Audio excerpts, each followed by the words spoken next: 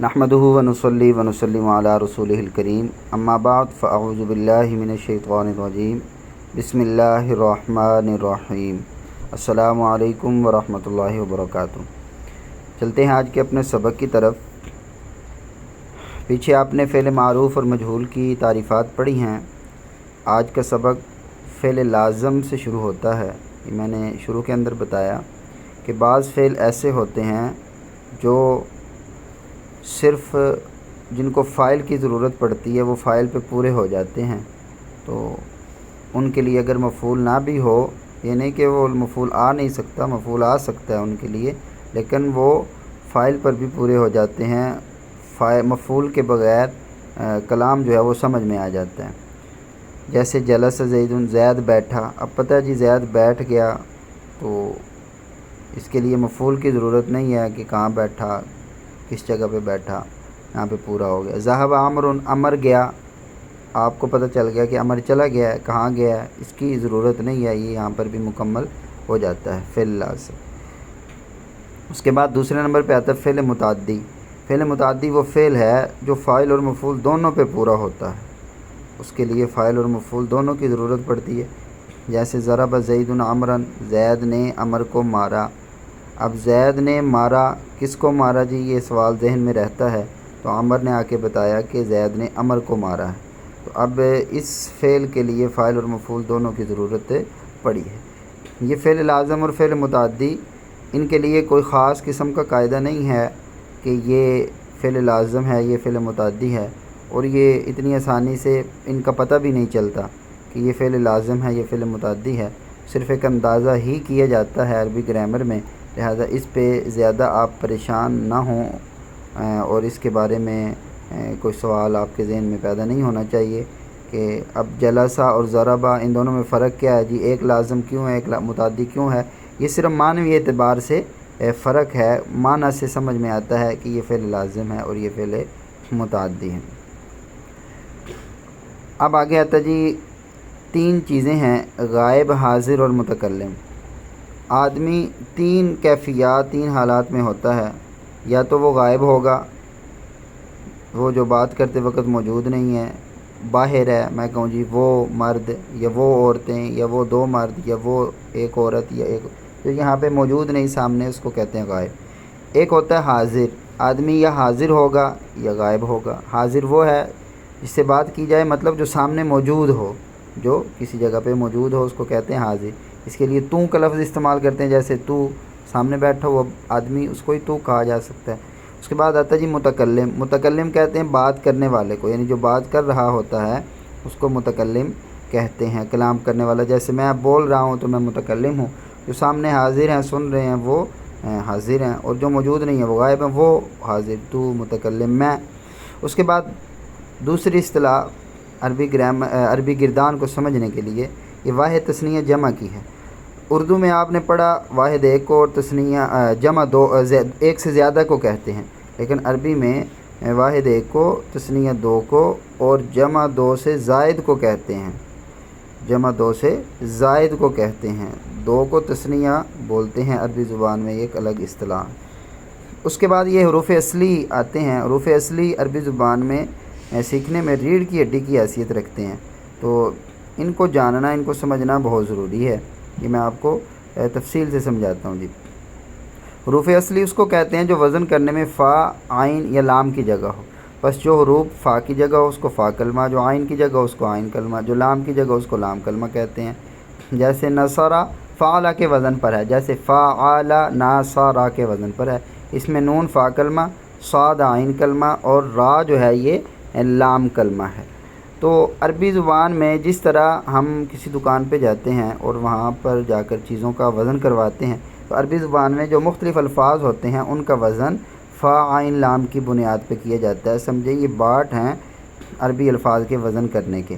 اب دیکھیں، چاول اور گندم دونوں کو آپ جب تولیں گے کلو کلو، تو آپ کہیں گے کہ یہ دونوں وزن میں برابر ہیں، اگرچہ جنس میں وہ مخالف ہیں لیکن وزن میں برابر ہیں۔ تو اب نصر اور فعلا ان دونوں کا وزن ایک ہے، اگرچہ دونوں میں الفاظ کا یعنی جنس کا فرق ہے۔ ٹھیک ہے جی، یہ انشاءاللہ آگے چل کے آپ کو مزید سمجھ میں آ جائے گا۔ حروف زائد اس کو کہتے ہیں جو فاعل نام میں کسی جگہ پر نہ ہو۔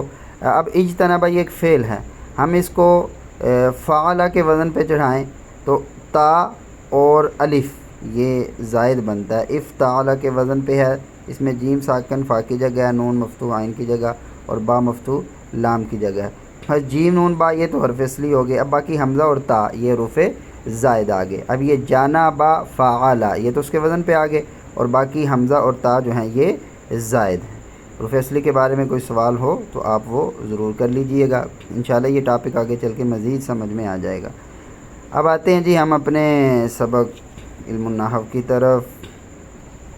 تو ہم نے پڑھا تھا جی عامل اور غیر عامل حرف، اس کے بعد آتی ہے بحث مرکب کی۔ مرکب وہ لفظ ہوتا ہے جو دو یا دو سے زیادہ کلموں کو جوڑ کے بنایا جائے۔ آپ نے پیچھے آپ پڑھ کے آئے ہیں، یہ دیکھیں مفرد، مفرد اکیلے لفظ کو کہتے ہیں اور اس کا دوسرا نام آپ نے پڑھا تھا کلمہ۔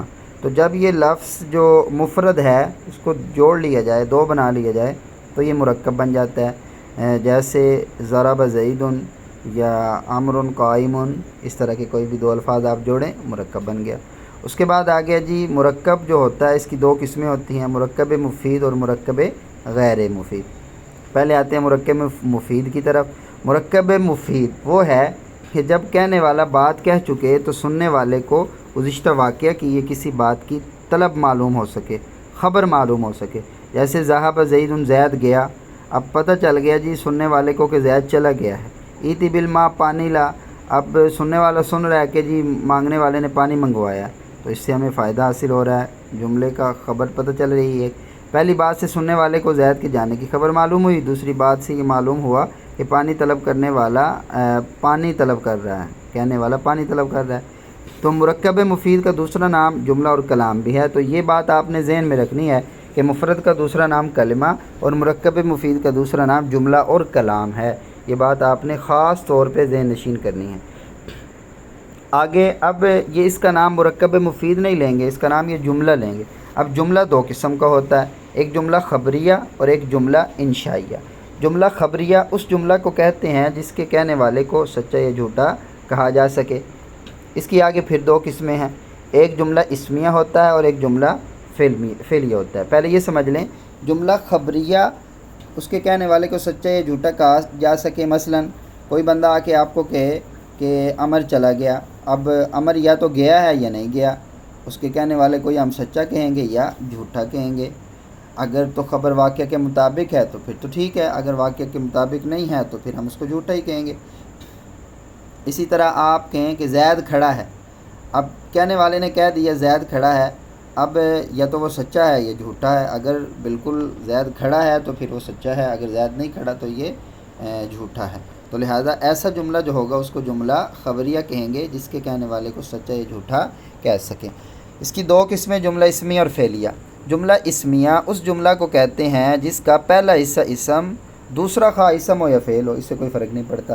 زید عالم، اس میں دونوں اسم ہیں، زید عالم ہے، کہنے والے کو سچا یا جھوٹا کہا جا سکتا ہے۔ زید عالمہ، اس میں پہلا جو ہے یہ جملہ پہلا لفظ یہ اسم ہے اور دوسرا جو ہے وہ فعل ہے۔ ان میں سے ہر ایک جملہ اسمیہ خبری ہے، ان کا پہلا حصہ مسند الیہ جس کو مبتدا کہتے ہیں اور دوسرا حصہ مسند ہے جس کو خبر کہتے ہیں۔ جملہ اسمیہ خبریہ کے معنوں میں ہے، ہوں آتا ہے۔ اب یہ جو آپ نے جملہ اسمیہ پڑھا ہے، جملہ اسمیہ کا جو پہلا جز ہے اس کو کہتے ہیں مبتدا، اور جو دوسرا جز ہے اس کو کہتے ہیں خبر۔ جب آپ ترکیب کریں گے تو آپ بتائیں گے کہ یہ مبتدا ہے اور یہ خبر ہے۔ اور دوسری بات اس میں یہ سمجھ لیں، انہوں نے لفظ بولا ہے مسند اور مسند الیہ کا، یہ کہتے ہیں جی مسند الیہ اس کو مبتدا کہتے ہیں، دوسرا حصہ مسند ہوتا ہے اس کو خبر کہتے ہیں۔ مسند کا مطلب ہوتا ہے جس چیز کی نسبت کی جائے اس کو کہتے ہیں مسند، جس چیز کی طرف نسبت کی جائے اس کو کہتے ہیں مسند الیہ۔ مثلا زید عالم، زید عالم ہے، عالم ہونے کی نسبت زید کی طرف کی گئی ہے تو عالم یہ مسند ہے، اور زید یہ مسند الیہ ہے کہ اس کی طرف جو ہے وہ اس کی نسبت کی گئی ہے۔ زید عالمہ، زید نے جانا، اب اس میں زید یہ مسند الیہ ہے کہ اس کی طرف نسبت کی گئی ہے، عالمہ اس کی نسبت کی گئی ہے تو اس کو کہیں گے مسند۔ جاننے کی نسبت زید کی طرف کی گئی تو جاننا یہ مسند ہوا، اور زیدن جو ہے یہ مسند الیہ ہوا۔ تو جملہ اسمیہ میں پہلا لفظ اس کو مسند الیہ کہتے ہیں اور اس کو مبتدا ترکیب کرتے ہوئے کہیں گے، اور دوسرا حصہ مسند ہوتا ہے، اس کو ترکیب کرتے ہوئے خبر کہیں گے۔ تو سبق تھوڑا لمبا ہو گیا، باقی انشاءاللہ اگلے سبق میں پڑھیں گے۔ تب تک کے لیے السلام علیکم ورحمۃ اللہ وبرکاتہ۔